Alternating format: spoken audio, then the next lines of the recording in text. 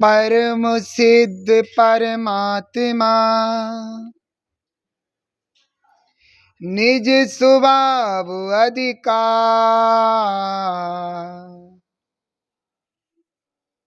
निज के ध्यान से मिले शिव सुख का निज द्वार। महामंत्री मंत्र वो जो सुख का आधार इसका सुमिरन जो करे होता भव से पार। बोलो 24 तीर्थंकर भगवान की, पंच परमेष्टि भगवान की, जिनवाणी माता की, गौतम गणधर देव की, आचार्य श्री कुंद कुंद स्वामी की, आचार्य श्री शांति सागर जी मामनिराज की, आचार्य गुरुदेव श्री धर्मभूषण जी मामनिराज की, आचार्य श्री सम्यक्त भूषण जी मामनिराज की।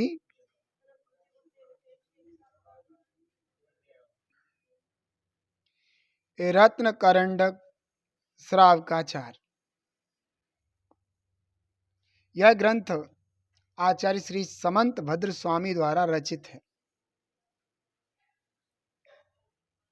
हमने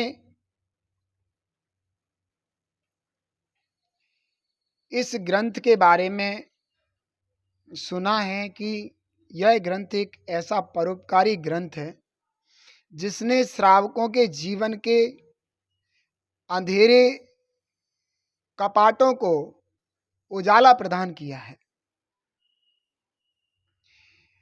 इसका नाम भी बड़ा सुंदर और श्रेष्ठ है, रत्न करंड। ये जो ग्रंथ है वो रत्नों का थैला है। रत्न माने रत्न और करंड माने थैला। अब रत्न तो जड़ रत्न भी होते हैं, जैसे पुखराज, नीलम, पन्ना। लेकिन यहाँ रत्नों की बात अगर हम करते हैं तो यहाँ सम्यक दर्शन, सम्यक ज्ञान, सम्यक चारित्र रूपी रत्नों की बात आचार्य भगवंत ने यहाँ पर कही है। तो रत्न करंड श्रावकाचार ग्रंथ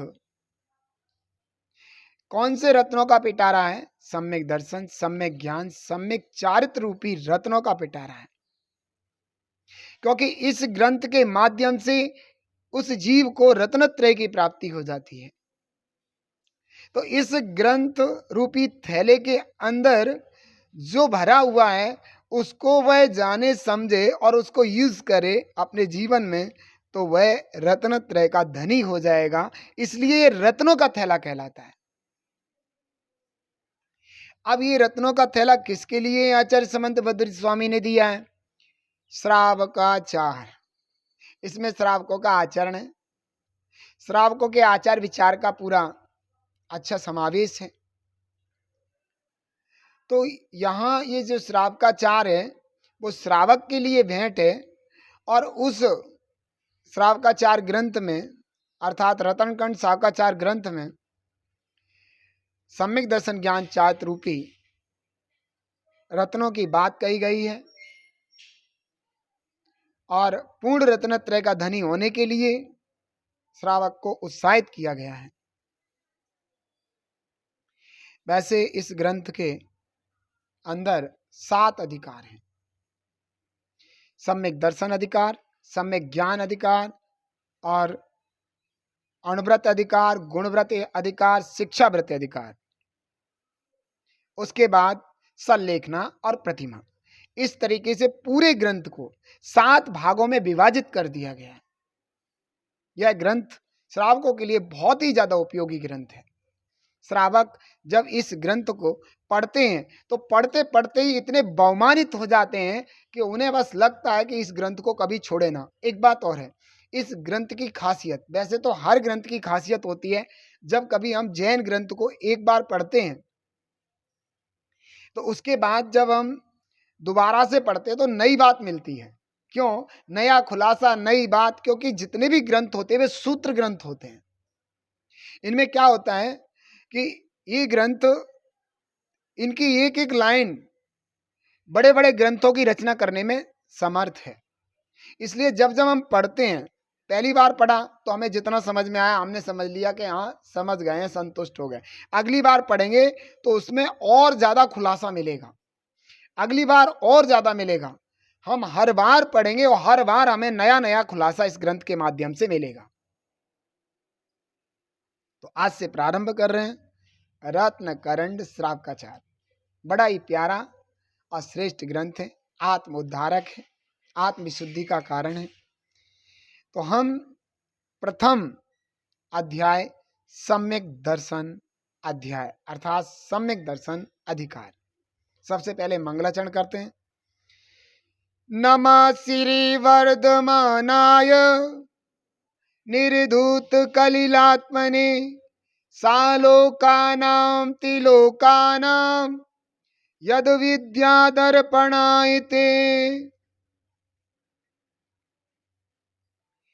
यह मंगलाचरण है इस ग्रंथ का। मंगलाचरण क्या होता है? ऐसा आचरण, ऐसी प्रवृत्ति, ऐसी वृत्ति, ऐसी चर्या जिसके कारण मंगल हो, पापों का नाश हो, पुण्य का अर्जन हो।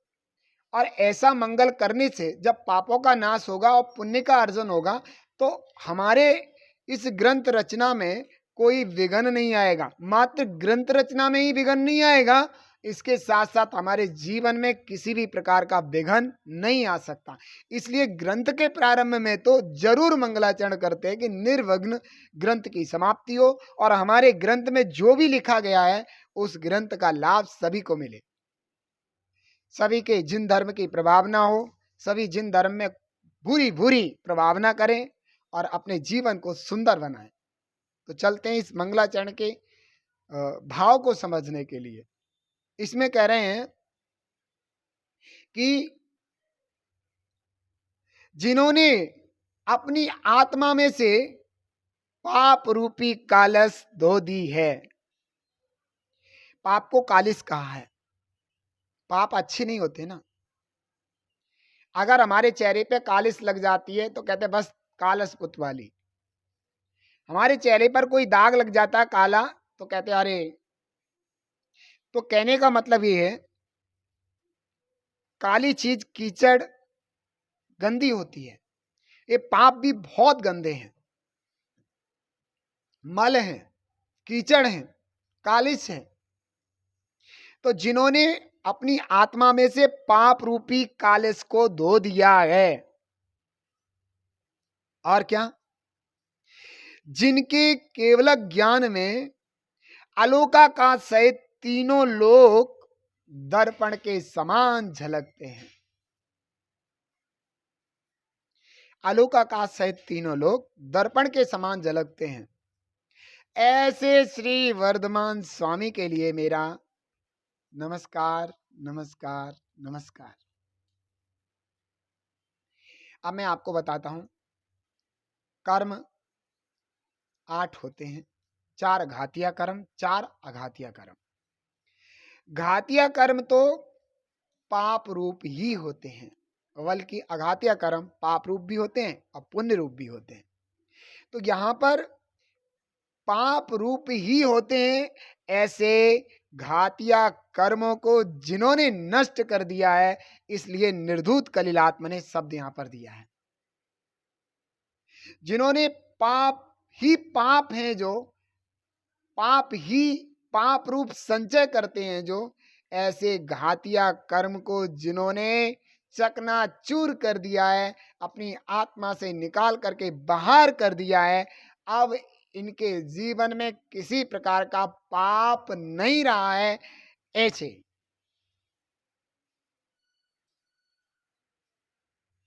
पाप के कारण यह जीव संसार में दुर्गति का पात्र बनता है। पाप के कारण इस जीव की संसार में प्रतिकूल अवस्थाएं प्रकट होती हैं, जो उसको बड़ा दुख और दर्द का कारण बनती हैं। पाप के कारण यह जीव धर्म से दूर दूर दूर होता चला जाता है। पाप के कारण जीव सद्बुद्धि अपने अंदर प्राप्त नहीं कर सकता। पाप के कारण यह जीव विनय अभिनय का ख्याल नहीं रखता, ये पाप साक्षात दुर्गति का घर है। तो ऐसे पापों को जिसने नष्ट कर दिया है वो निश्चित रूप से परमात्मा तो होगा ही होगा। क्यों? क्योंकि पाप नष्ट करने वाला जीव सर्व विशुद्धि कारक, उत्कृष्ट और आत्म आनंद कारक होता है। तो यहां बोला कि जिन्होंने अपनी आत्मा में से पाप रूपी कालस को नष्ट कर दिया है। फिर कहा कि अलोकाकाश सहित तीनों लोग जिनके केवल ज्ञान में दर्पण के समान झलकते हैं। अब देखिए, वैसे तो जितना भी हमें दिखता है और नहीं भी दिख रहा है, सब आकाश है।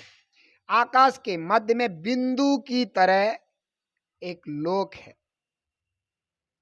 और लोक जितनी जगह में है, जितनी जगह को लोक ने घेरा है आकाश की, उतनी लोक वाली जगह को लोकाकाश कहते हैं और बाकी के जगह को अलोकाकाश कहते हैं। तो इसमें इन्होंने कहा है भगवान ने कि अलोकाकाश सहित तीनों लोक। तो अलोकाकाश लोक के बाहर हो गया और लोक के अंदर तीन लोक हो गए। सबसे अधोभाग में अधोलोक, सबसे मध्य भाग में मध्य लोक, सबसे ऊर्ध्व भाग में ऊर्ध्वलोक। ऐसे तीनों भेदों में इस लोक को विभाजित किया गया है। तो लोक के अंदर 6 द्रव्य रहते हैं और लोक के बाहर मात्र आकाश द्रव्य है। तो इन्होंने अलोकाकाश से तीनों लोग जानने की बात की तो कोई भी द्रव्य बचा नहीं। सब द्रव्य को भगवान ने दर्पण के समान जान लिया है। दर्पण का उदाहरण इसलिए दिया है, वो इसलिए कि दर्पण रखा हुआ है और दर्पण के सामने जो भी वस्तु है वो जो की तो झलक जाती है। दर्पण उस वस्तु को उल्टा सीधा नहीं दर्शाता। अब वस्तु तो है रसगुल्ला और वो दर्शाए लड्डू, ऐसा नहीं है। अगर रसगुल्ला है तो रसगुल्ला दिखाई देगा दर्पण में, लड्डू है तो लड्डू दिखाई देगा। समझ में आ रहा है ना? ऐसे ही भगवान का जो केवल ज्ञान है वह वस्तु का जैसा स्वरूप है, वस्तु का जैसा स्वभाव है, वस्तु के जैसे गुण धर्म पर्याय हैं, वैसा जैसा का तैसा भगवान के केवल ज्ञान में झलक जाता है। यही केवल ज्ञान की विशुद्धि है। हे आत्मन, आचार्य भगवान के इस मंगलाचरण को देख करके मुझे एक बात याद आ गई। जैसे इन्होंने कहा कि जिन्होंने अपनी आत्मा से पाप रूपी कालस को नष्ट कर दिया है, जिनके केवल ज्ञान में अलोकाकाश सहित तीनों लोग दर्पण के समान झलकते हैं, ऐसे श्री वर्धमान स्वामी को नमस्कार हो।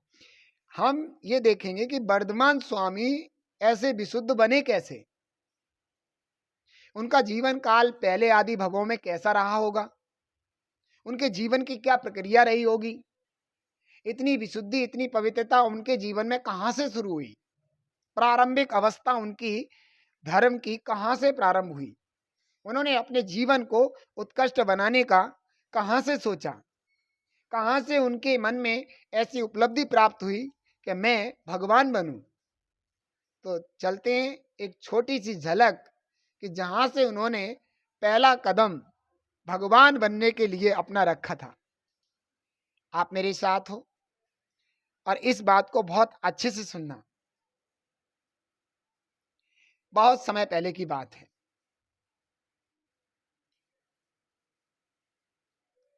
एक सिंह एक जंगल में भयानक क्रूरता को लिए रहता था। वह सिंह बड़ा खतरनाक था। उसकी नजरों के सामने अगर कोई आ जाए, उसके नजरों के सामने अगर कोई आ जाए तो वो किसी को छोड़ता नहीं था। वह इतना क्रूर प्रवृत्ति का था, उस सिंह से कोई जानवर बचता नहीं था। भयंकर अटवी में रहने वाला, भयंकर प्रवृत्ति को रखने वाला, भयंकर क्रूरता को रखने वाला वह सिंह स्वतंत्र होकर के उस जंगल में विचरण करता रहता था। उस खतरनाक सिंह के कारण उस जंगल में पक्षी भी पर नहीं मारते थे। वहां कोई जाना पसंद नहीं करता था। उस सिंह की आवाज ही इतनी खतरनाक थी। एक बार इधर वह सिंह भूखा था और उसे एक हिरन का बच्चा दिखाई दिया और वह सिंह उस हिरन के बच्चे के पीछे पड़ गया। ये मैं यही छोड़ता हूं, लेकर के चलता हूं आपको विदेक क्षेत्र। विदेक क्षेत्र में सीमंदर भगवान परम विशुद्धि को धारण करने वाले समूह शरण के अंदर मंडप भूमि में स्वर्ण सिंहासन पर अधर विराजमान वे त्रिलोकीनाथ भव्य जीवों को उनके हित रूप उपदेश दे रहे थे।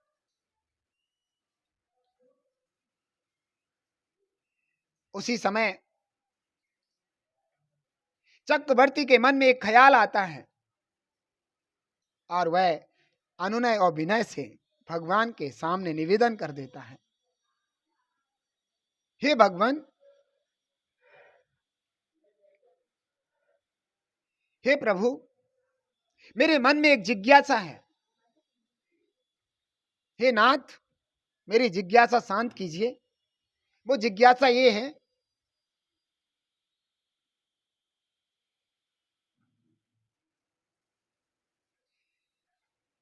जम्बूद्वीप के भरत क्षेत्र में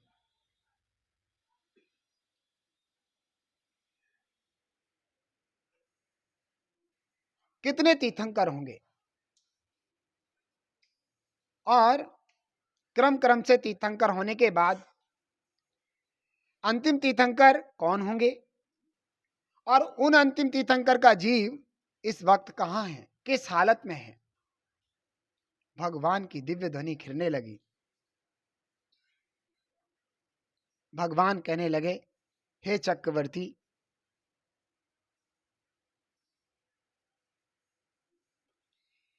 भरत क्षेत्र के जम्बूद्वीप के भरत क्षेत्र में 24 तीर्थंकर होंगे। उनमें से अंतिम तीर्थंकर का नाम भगवान महावीर होगा। उनका जीव इस वक्त भयंकर अटवी में भयंकर सिंह, विकराल सिंह के रूप में व्यवस्थित है और इस समय वह किसी हिरण के बच्चे के पीछे पड़ा हुआ है। यहां पर विराजमान दो मुनिराज हमारी वाणी सुनकर के उस सिंह को संबोधन के लिए जाएंगे और वह सिंह संबोधन को प्राप्त होगा। इतना होने के उपरांत दो मुनिराज जो रिद्धिधारी थे, उनके मन में बहुत भाव आया कि मैं जा करके उस सिंह को संबोधन करूं, जो भावी तीर्थंकर है, जिनके माध्यम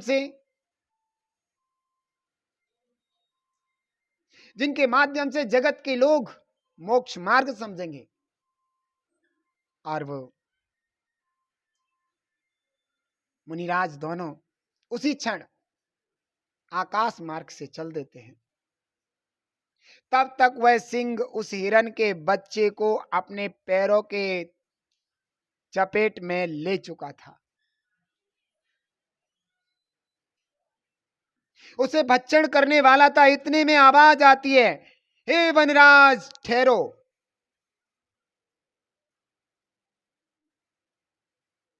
आवाज जैसे कानों में सिंके पड़ती है, उसके अंदर की धारा ही बदल जाती है।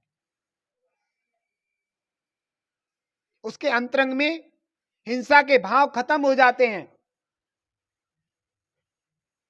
उसके भाव निर्मल हो जाते हैं।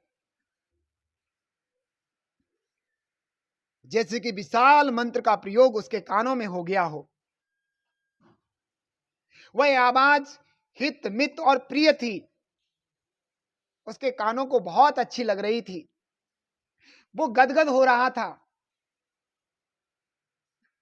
वह अपनी भूख को और हिंसात्मक वृत्ति को भूल चुका था। वो आवाज जहां से आई है उस ओर देखने की कोशिश कर रहा था। दूर दराज दो महापुरुष, दो मुनिराज उसके ओर आते दिखाई दिए। ओहो, ये कौन है? जैसे जैसे मेरे निकट आते जा रहे, मेरे अंतरंग में आनंद की धारा बह रही है। मेरा मन आनंदित हो रहा है। लेकिन ये मानव आकृतियां मेरी ओर बढ़ तो रही हैं, लेकिन मैं तो इस जंगल का विकराल सिंह हूं। इन्हें मुझसे भय नहीं है। निर्भय, आत्मोत्साही, महातेजस्वी, ऐसे ये आकृतियां मेरी ओर बढ़ रही हैं। मुझे आनंद की अनुभूति बढ़ती जा रही है। ऐसा क्यों? और ये निर्भय है, इनको डर नहीं है। बड़ा आश्चर्य की बात है। इतने में वे मुनिराज एक शिला पर आकर के खड़े हो गए। वनराज, ये तुम क्या कर रहे हो? ये तुम्हारे योग्य कार्य नहीं है। अरे, इतना सुनते ही गदगद पने से उस सिंह ने अपने दोनों आगे के पंजे जोड़ करके एकदम मस्तक नीचे कर लिया। बड़ा आनंद आ रहा है। कहो और कहो और कुछ बोलो। ऐसे अंतरंग में धारणाएं और भावनाएं उसके बढ़ने लगी। तभी वो मुनिराज कहने लगे, हे सिंह, तुम्हें नहीं पता, तुम नहीं जानते, तुम भरत क्षेत्र के अंतिम तीर्थंकर भगवान महावीर बनोगे। सिंह के आंखों से झरझर पानी बहने लगा। वो संगी पंचेंद्री जीव था। वो मुनिराज को समझ सकता था, उनकी भावनाओं को समझ सकता था, उनकी भाषा को समझ सकता था, क्योंकि उसका तीव्र पुण्य का उदय चल रहा था। हाँ वनराज, अभी अभी मैंने विदेह क्षेत्र में भगवान सीमंदर स्वामी के समोसरण में आपके लिए सुना है। चक्रवर्ती सम्राट ने आपके लिए जो प्रश्न किया था, तो उस प्रश्न में आया था कि आप सिंह की पर्याय में यहां हो। और ऐसा सोच के समझ करके मैं तुरंत, मेरे मन में जो भाव हुए, तो मैं संबोधनार्थ यहां पर पहुंच गया हूं। आहो, मेरी बात तीर्थंकर की दिव्य ध्वनि में आई और आप इतने महान, इतनी दूर से मुझे संबोधन के लिए आए। अहो भाग्य, अहो भाग्य। हे वनराज, मैं जो तुम्हें संबोधन कर रहा हूं उसे बड़े आनंद और हृदय के साथ सुनना। आज के बाद तुम बीतरागी देव, निगंत गुरु और मां जिनवाणी के अलावा अपना सिर कहीं नहीं झुकाओगे। हमेशा इन पर अटूट श्रद्धान करोगे, किसी से भय नहीं करोगे। निरंतर धारा प्रवाह, यह बात ध्यान रखोगे, कभी भी तुम्हारा जीवन हिंसात्मक नहीं होगा। मैं तुम्हें श्रावक के अणुव्रत दे रहा हूं। इन अणुव्रतों का पालन करना। और मुनिराज ने धीरे धीरे जो उसके योग्य अणुव्रत हो सकते थे वो सब उसको सुना दिए। उसने हमेशा के लिए हिंसा का त्याग कर दिया और यह भी नियम लिया कि जब तक मेरी जिंदगी रहेगी मैं प्राशुक चीज ही भक्षण करूंगा। और मुनिराज उस सिंह को आशीर्वाद दे करके वहां से चल दिए। लेकिन सिंह को लग रहा था जैसे उसके जीवन का सब कुछ जा रहा हो। हे भगवान, क्या आप नहीं रुक सकते यहाँ पर? क्या इस सिंह पर और उपकार नहीं कर सकते? मैं आपका भक्त हूं, क्या भक्त के लिए आप इतना नहीं कर सकते? लेकिन मुनिराज कहाँ रुकने वाले थे। वो तो अपना कार्य करके सीधे अपने गंतव्य की ओर चल दिए। सिंह जब तक मुनिराज को निहारता रहा, जब तक कि मुनिराज आंखों से ओझल नहीं हो गए। जब मुनिराज आंखों से ओझल हो गए, सिंह ने खड़े होकर के उस पाषाण की जो शिला थी जिस पर मुनिराज विराजमान होते, उसकी 3 प्रदक्षिणा लगाई और ऐसा अनुभव किया कि मुनिराज अभी भी यहां पर विराजमान है। अब सिंह प्रतिदिन आता और उस पाषाण की शिला को आंख बंद करके विचार करता, यहां पर मुनिराज विराजमान है, और उन्हें नमस्कार करता। अब उसके लिए ये सब कुछ हो गया था। वह जब जंगल में घास खाने के लिए जाता, वो भी सूखी सूखी घास जिसमें कोई जीव नहीं थे, प्रासुक घास थी, उसे खाता। पास में ही झरना था, गिरे का पानी जिसमें कोई जीव नहीं होता, उसको पीता, वो भी फूक फूक कर, जिससे कोई उसमें जीव ना हो, प्रासुक पानी को पीता था। इस तरीके से हिंसात्मक एक सिंह अपने जीवन को महा उत्कृष्ट बना लेता है।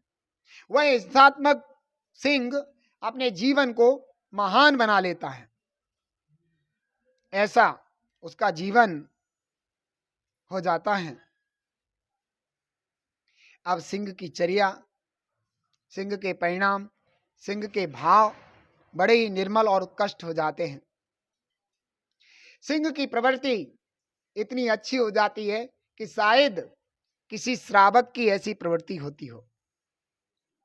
अहो वो सिंह जो कि कुछ ही पर्याय बाद भगवान महावीर बनने वाला है, उसके मन की भावनाएं, उसके मन की प्रवृत्ति उत्कृष्ट से उत्कृष्ट होने लगी। उसके उपरांत जब सिंह का अंतिम समय आया, सिंह ने समझ लिया कि अब मेरा शरीर बुढ़ा हो गया है, अब मेरे से ज्यादा उठा बैठा नहीं जाता है, तो सिंह एक प्रासुक जगह देख करके आराम से बैठ जाता है और उन मुनिराज को अपने हृदय में ख्याल में ला करके उनका चिंतन करने लगता है। दिन रात उन मुनिराज का चिंतन करना, श्रीमंदर भगवान ने जो उसके लिए बोला था वह याद करना, ये सब उसके जीवन में चल रहा था। जो मुनिराज ने उसे महामंत्र सिखाया था उसका स्मरण करना उसके जीवन का एक हिस्सा बन गया था। अब तो सिंह भक्ति में मस्त रहता। अब ना उसको शरीर की चिंता थी, ना अन्य किसी की। उसे तो एक ही चिंतन था, मैं भगवान बनूंगा, मेरे द्वारा जगत के जीव मोक्ष मार्ग प्राप्त करेंगे। और ऐसे धीरे धीरे सिंह ने अपने जीवन के पूरे क्षण किए और इस तरीके से वह इस पर्याय में सम्यक दृष्टि होकर के उस सिंह ने अपने जीवन में, उस जीवन में मोक्ष मार्ग पर कदम रखने का पूरा भाव बनाया।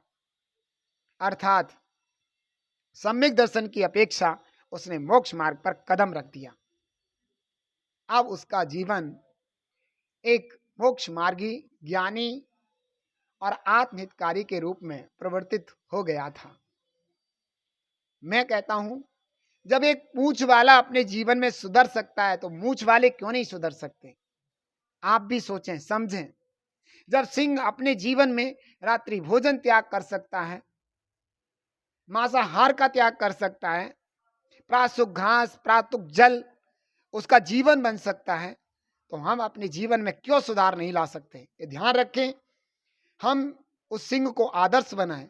जब सिंह ने ऐसा किया तो भगवान महावीर बना। अगर हम भी अपने जीवन में अच्छे अच्छे कार्य करेंगे, अपने आत्मा की विशुद्धि करेंगे, तो निश्चित एक दिन हम भी भगवान बन जाएंगे। हम सभी भगवान बने, इसी भावना के साथ ओम नमः।